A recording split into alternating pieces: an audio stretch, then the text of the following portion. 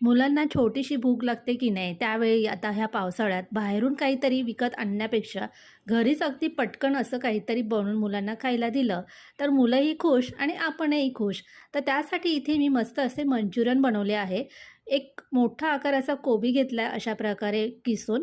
तुम्ही बारीक-बारीक कापून घेतला तरी चालेल. आता हा किसलेला कोबी परातीमध्ये काढलेला आहे. त्यानंतर यामध्ये आलं आणि लसणाची पेस्ट घातली 1 चमचा. काल मी किराणा मालाच्या दुकानामधून असं हे रेडीमेड मंचुरियनचं पीठ घेऊन आले आणि तेच यामध्ये मिक्स करून घेतलं आहे. हल्ली की नाही असं मार्केटमध्ये रेडीमेड पीठ भेटतं, त्यामुळे मंचुरियन बनवायला टेन्शनही राहत नाही.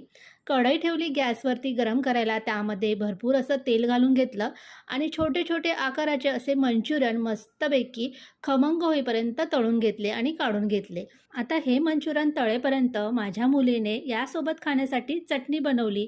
तर तुम्हाला चटणीची रेसिपी पाहिजे असेल तर कमेंटमध्ये जरूर सांगा. चला या मंचुरियन खायला.